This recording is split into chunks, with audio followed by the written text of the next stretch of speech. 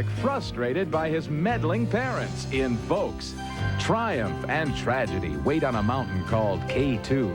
And Christine Lottie and Meg Tilly hit the road for Alaska in Leaving Normal.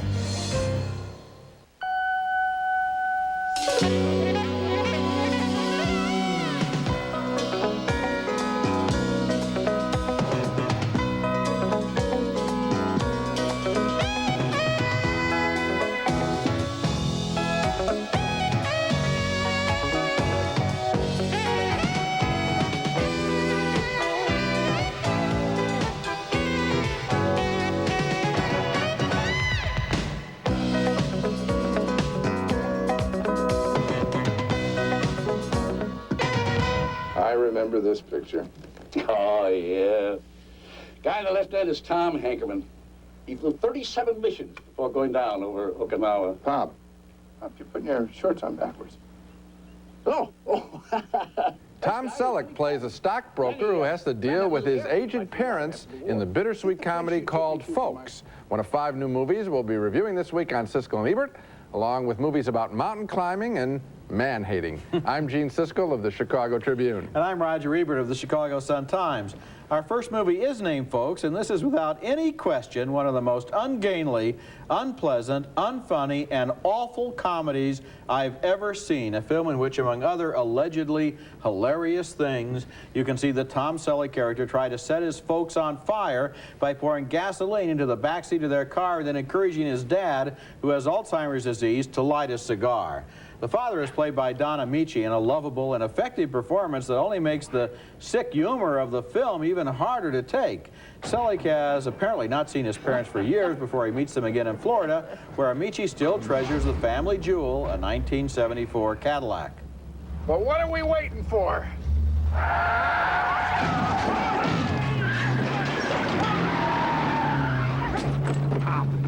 Pop! Stop the car! Hit the brakes, Pop! Pop! Hit the brakes! No, wait! No!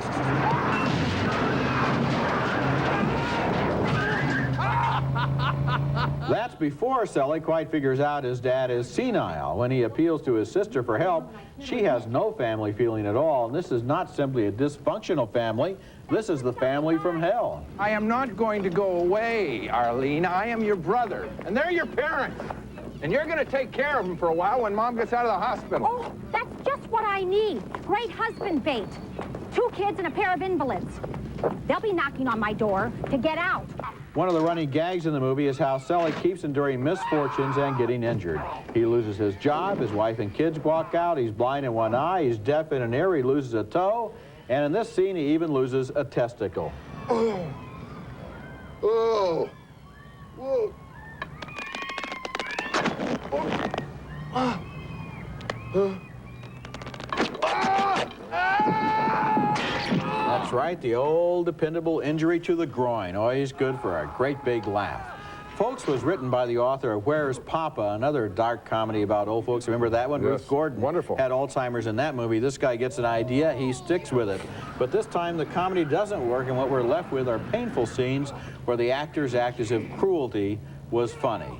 Now, I admit it took some nerve to make this film with its shocking subject matter. I suppose they thought, well, we're going to be real brave here and really go out on a limb, but nerve doesn't make this movie funny. Maybe if this had been James Woods or Christopher Walken in the lead, somebody with a hard edge and a director who really went for the jugular, maybe it might possibly have worked as black comedy in another movie. But Tom Selleck, I didn't believe it for a minute, and I didn't believe this movie either. It was a disgusting experience. Well, I thought it was really bad. And also, I mean, yes, when we're talking, unfortunately, in the world today, we've had a few old people have tragic accelerator accidents around the country. Just in the last week, I yes. know. And this picture's so out of touch with reality. I mean, Alzheimer's disease, you say Don Amici does a cute job. I thought it was kind of embarrassing with him mugging. Don Amici is too sharp. He's played interesting older characters in a number of films. Cocoon, Things Change, not here. Tom Selleck is I don't know what the stretch At is. sea.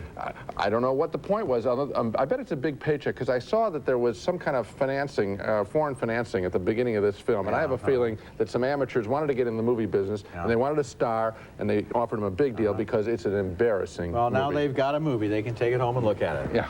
Next movie, and our next film is called K2, named for the Himalayan mountain peak that is argued to be the tallest in the world and even more difficult to climb than Mount Everest.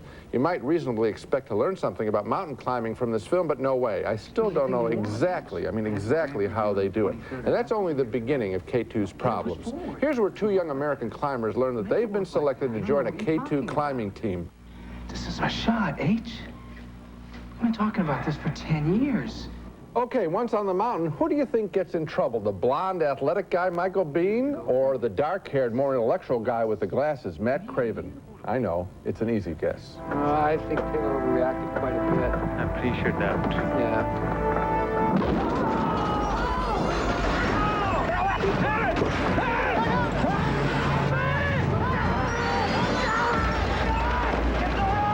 Hey, listen, this keeps on happening when they finally get going up the mountain.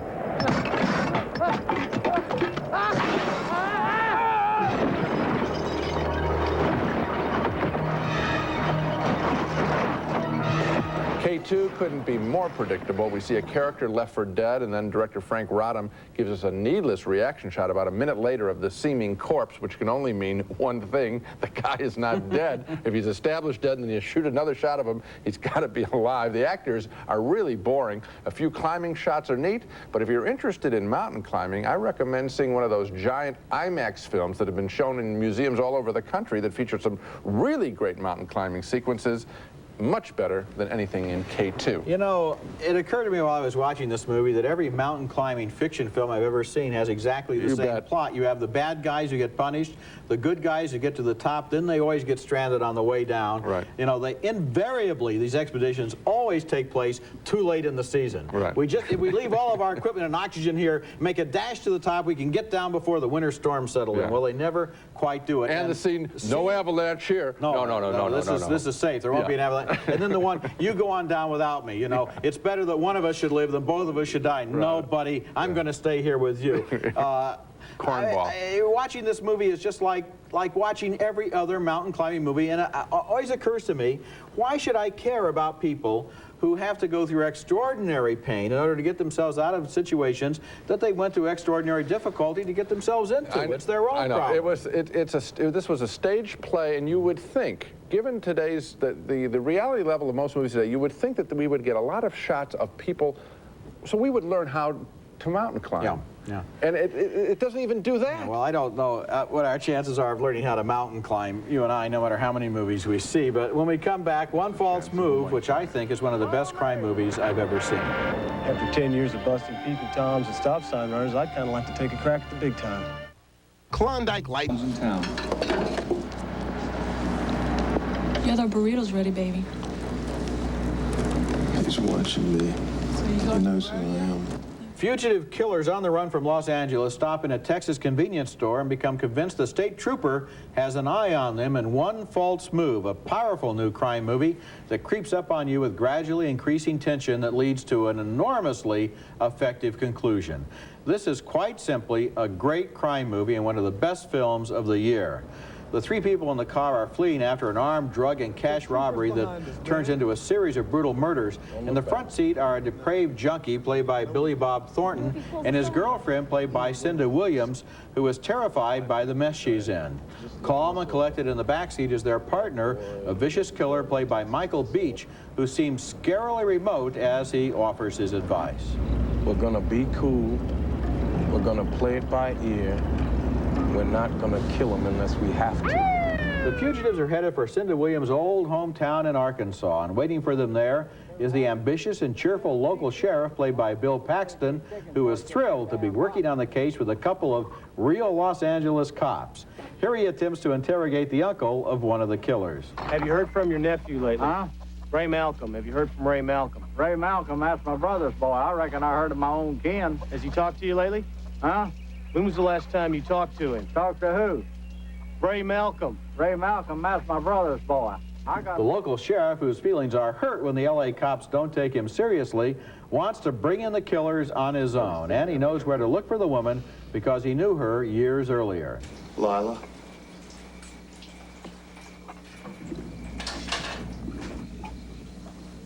Dale. How you doing, baby? Stop right there. Turn around. Turn around. Put your hands on the counter where I can see them. Spread your legs.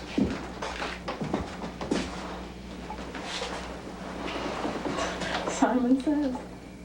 As the dawn arrives and the two men possibly draw nearer, the sheriff is caught in a trap between his past and his job.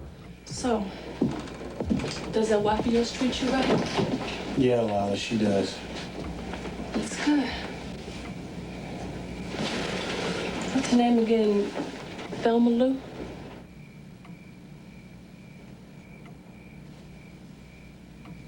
Cheryl Ann. Oh, that's right.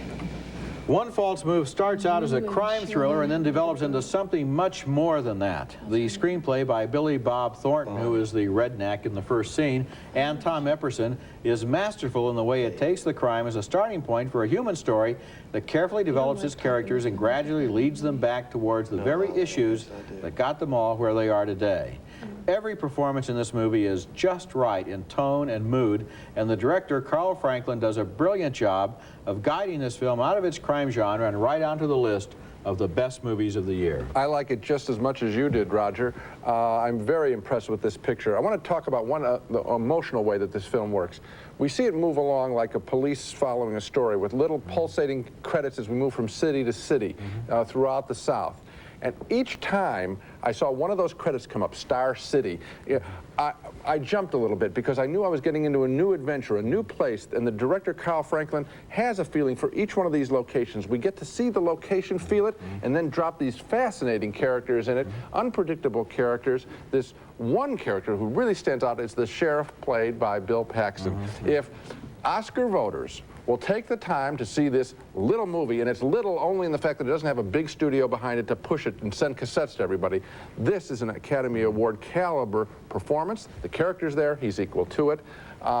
It's heartbreaking, it is thrilling. They have a silent killer who's far more deadly because he's quiet and unpredictable. There isn't anything wrong with this film. It's terrific. Carl Franklin, the first major film he did, some Roger Corman, little stuff. A major director. It's a terrific directing job. And you know that long scene at the end where Cindy Williams and Bill Paxton are in the cabin together? We've seen scenes resembling that in the past that turn into just a lot of dialogue. These people are really talking about something, and it really builds and it creates a lot of tension. And by the end of this film, you're surprised because it starts out with a murder, like a lot of the movies we've seen, and it ends up with a whole lot of truth about these people. Yeah, but it plays a contemporary. We talked about folks not being in touch with the way the world really is. This film is in touch with the way drug deals are done, the way criminals talk. The dialogue is very sharp. Dialogue is very observant, right. Coming up next, Poison Ivy, the drama of a troubled teenager, Drew Barrymore, who makes waves when she's adopted into a wealthy California family. Hello, Mr. Cooper. Care for anything?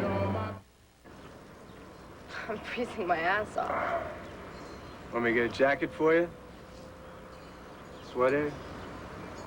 That's Drew Barrymore, starring in Poison Ivy as a scheming brat who makes a lot of mischief after she befriends another lost teenage soul, Sarah Gilbert from TV's Roseanne. Gilbert plays the daughter of a very wealthy couple, and the two girls become fast friends when they both find themselves in hot water. Misery loves company. So, Cooper, what'd they nail you for? I funded a bomb threat to KTVN. Wow. When Drew Barrymore, as Ivy, basically moves into her friend's home, she becomes a sexual tease to the dad, played by Tom Skerritt. That dress fits you perfectly. You look, beautiful. And she gets more bold when she and the dad are finally alone in the house together. A few years ago, such a scene might be cute. Today, it's tasteless. This cost $150. 150? Well, that ought to do it. Also tasteless is the scene where Tom Skerritt's invalid wife discovers the affair. Honey, I'm glad you're awake. You look nice. Stupid of me. What a dumb, sick jerk I've been. Honey, quiet now, because there's... Which little party are you afraid of me ruining? And Poison Ivy gets even worse and more ridiculous when the mother dies, we'll phrase it this way, under questionable circumstances. You know the hit movie, The Hand That Rocks the Cradle? Well, we basically saw the same story there of a stranger who becomes a homewrecker. But that film was a masterpiece compared with Poison Ivy because that babysitter character had some character. Here we just get a troubled teen who becomes a sex pot. Poison Ivy is cheap and it's empty. I think that there was some material here that could have been developed into a better film. I think in particular Sarah Gilbert did a good job of playing this isolated girl who really needs a friend. Drew Barrymore was strange because she was really trying to play this evil, scheming woman, and too sweet. Frankly, she's not mean enough to play this role. She came across as kind of nice and but dress up sexy and act real bad, and I can think of several actresses who do have it in them. It's the same problem we had with Tom Selleck in the first movie. Right. There are some people who can't play mean-spirited, nasty, vicious people, and I think Drew Barrymore may be one of them. I don't know that it's really written in the character either, the way this is done. And also, I think that they try to play it a little bit for comic effect in the shooting style. There's a little sexual tea stuff. And again, I think today's headlines, maybe that's the message of this week's show, today's headlines have raised the ante for movies, I think. And if you're getting into some of these social issues, you've got to be pretty sharp to deal with them. Okay, when we come back, two women hit the road and leaving normal on their way to Alaska.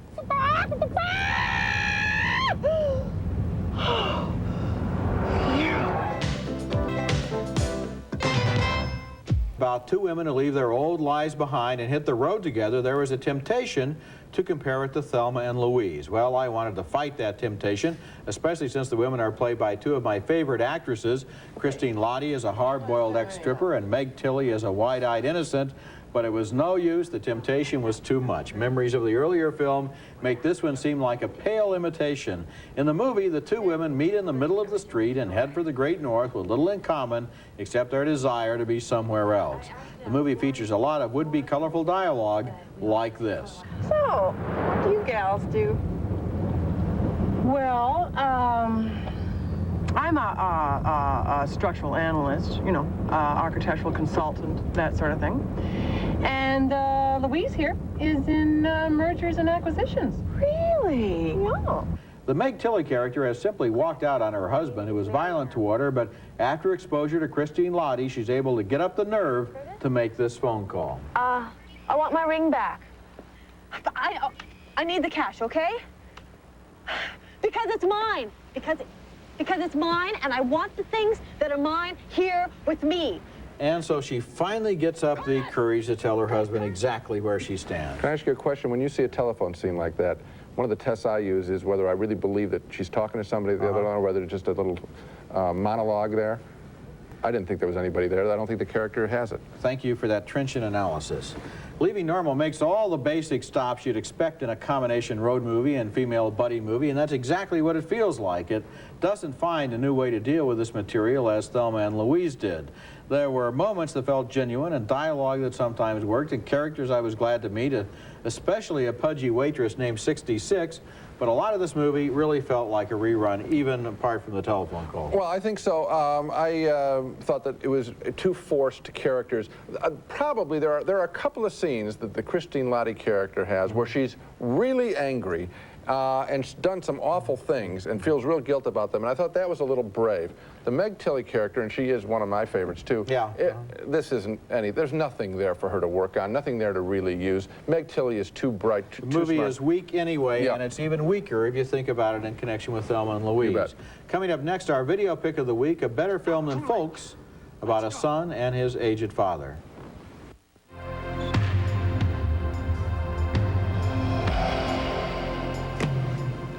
I'm a pretty good volleyball player, but I'm not gold medal material. This video pick of the week, brought to you this week by Orville Redenbacher Popcorn. Do one thing and do it better than anyone. For our weekly home video recommendation, I much prefer the Billy Crystal movie Memories of Me to the claptrap of Tom Selleck's picture Folks. In Memories of Me from 1988, Billy Crystal plays a young heart surgeon who suffers a heart attack himself and seeks to make peace with his cranky old father, a Hollywood bit actor played by Alan King. Now, when those two fight, it really seems real, and although Memories of Me is not in the same league with the definitive troubled father-son drama, I Never Sang for My Father with Melvin Douglas and Gene Hackman, you can rent that too if you haven't seen it, it still is a whole lot better than Tom Selleck's Folks. Now let's recap the movies we reviewed on this show. 2 thumbs down, way down for Folks, the embarrassing comedy about a son and his pathetic old parents. 2 more thumbs down for K2, the mountain climbing movie that doesn't have an original scene in it. 2 thumbs up, way up for One False Move, a thrilling and poignant detective story that is nothing less than one of the year's best films. 2 thumbs down for Poison Ivy, with Drew Barrymore as a teen sex tease, and 2 more thumbs down for Leaving Normal. So One False Move is the discovery, and I hope it gets wide distribution. Yeah, this movie is now open in 4 big cities, and it's going to move slowly across the country. You got to look for it. It doesn't have a giant studio behind it, but boy, it's a giant picture. That's it for this week. Next week, we'll be back with one of the first big summer movies, Lethal Weapon 3, starring Mel Gibson, Danny Glover, and Joe Pesci, and The Water Dance, a drama starring Wesley Snipes and Eric Stoltz. That's next week, and until then, the balcony is closed. Stork Chocolate Reason. If you like chocolate, then you'll love Reason. Extra chewy chocolate caramels covered with a rich chocolate coating. Kraft Touch-A-Butter Spread. It's made with rich, creamy butter. So when Kraft Touch-A-Butter says buttery taste, believe it. A touch of real butter makes a real difference. No-nonsense pantyhose, as beautifully put together as the women who wear them. No nonsense. Shower yourself with a new sensation, new refreshing Shield. Experience its unique skin-vigorating formula and feel the blast of pure refreshment.